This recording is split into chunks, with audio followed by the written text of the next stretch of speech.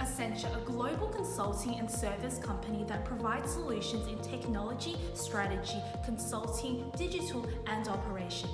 Their mission is to become one of the leading companies bringing innovation to improve the way the world works and lives. It has been a pioneer in leading the efforts towards tackling the Sustainable Development Goals, having partnered with the United Nations and SAP to launch the SDG ambition in 2020. The scope of our presentation is, how is Accenture reimagining the future of work in the face of emerging markets and trends? And to what extent are they achieving SDG 8?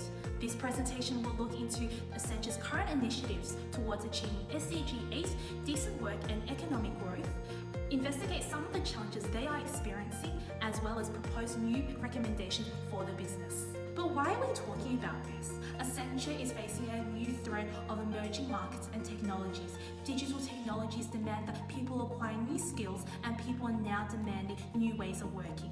These trends call for new talent and organization strategies, and companies to scale up their cybersecurity, cloud, and digital services. SDG directly deals with this, and Accenture has made it a priority in the course of their business to align many of their initiatives with achieving SDG 8. Michaela, how is Accenture doing this? In Accenture 2019 Corporate Citizenship Report, they identified 3 SDG sub-goals that are most relevant towards Accenture vision and mission. They are sub-goals 8.2, 8.5, and 8.8. Firstly, SDG 8.2 is about achieving higher level of productivity of economies through diversification, technological upgrading, and innovation.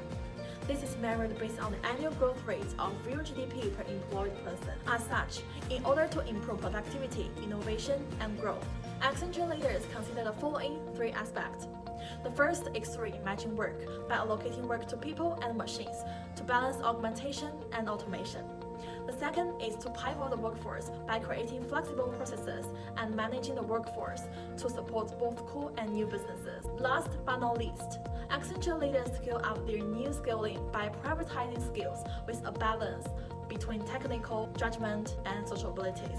From their Future of Work, a call to action report based on their initiative, Accenture has been able to help people who face high risks of disruptions from intelligence technologies such as AI, either directly through their job or from their own lack of resources to facilitate the continued employment, which in turn helps Accenture create an inclusive workplace.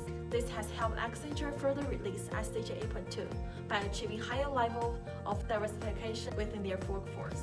The next sub-goal is SDG 8.5, which is defined as achieving full and productive employment for all women and men, including for young people and persons with disabilities. There are 2 indicators of SDG 8.5. The first one is the average hourly earnings of female and male employees, and the second one is the employment rate by sex, age, and persons with disabilities. As such, Accenture's Skill to Succeed program aims to create employment opportunities for people around the world by leveraging the influence of digital innovation. So far, they have achieved 1. Equip nearly 3.6 million people to get the necessary development skills to get a job and prepare for the digital future. We'll have to close the global employment gap. Second, enable employment by continuously improving how the business transition from skills development into work for experienced workers. Programs like these are vital to decreasing the unemployment rate because not only do they link young people to the professional opportunities they need, but it also incentivizes them to keep sharpening their employability skills and contribute to the workforce. Moreover, Accenture is always interested in investing in the business and people for the long run, with employing more than 513,000 workers, with the average earnings about $88,000 per year. Thirdly, SDG 8.8 is defined as protecting labor rights and promoting safe and secure working environments of all workers, including migrant workers and those in precarious employment. 2 ways SDG 8.8 is assessed by the United Nations is by the frequency of occupational injuries per 100,000 workers and the level of national compliance with labor rights based on International Labour Organization Standards, ILO. As Accenture is an active member of 2 decent work initiatives put forth by the United Nations Global Compact, the Supply Chains Action Plan Program and the Global Supply Chains Commitment to Action, which both aim to address decent work deficits. We can therefore see Accenture has maintained continuous adoption of living wage throughout their supply community. This means all suppliers that work with Accenture are encouraged encouraged by the company to pay a living wage to those who directly provide services to Accenture and their clients. While demonstrating Accenture's allegiance towards the fundamentals of labour rights, their actions are also boosting their overall branding and reputation to be recognised as one of the world's most ethical companies for the 13th year in a row by Ethisphere.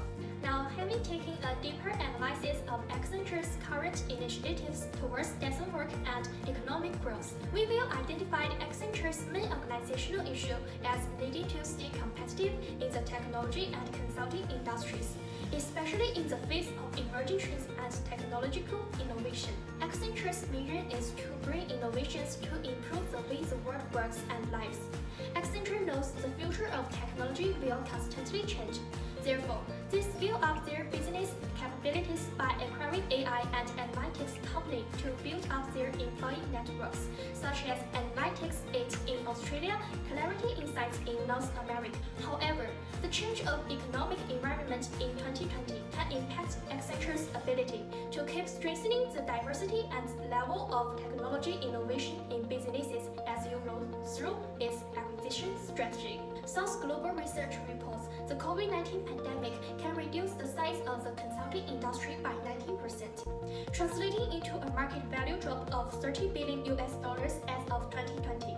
For Accenture, the lower demand for services has resulted in a 4% revenue decline in US dollars in their consulting branch in the third quarter fiscal 2020. This will directly impact Accenture's ability to continue their vision to scale their technical capabilities and acquisition strategy due to increasing financial pressure and resources constraints, whereby not only impacts their mission to keep competitive in an era of constant technological change such as AI and cloud technology, but also fulfill their role as an active member of United Nations Global Compact to achieve decent work and economic growth goals.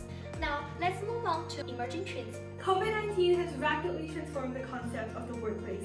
It was reported by the ILO that almost 94% of the world's workers were faced with some type of workplace closure measure this year. Accenture CEO Julie Sweet has decided to continue investing in their physical workspaces even though most of their employees have actually been forced to work from home. She intends for Accenture to be a more hands-on consulting firm, offering both their clients and employees creative workspaces after the COVID-19 pandemic has passed.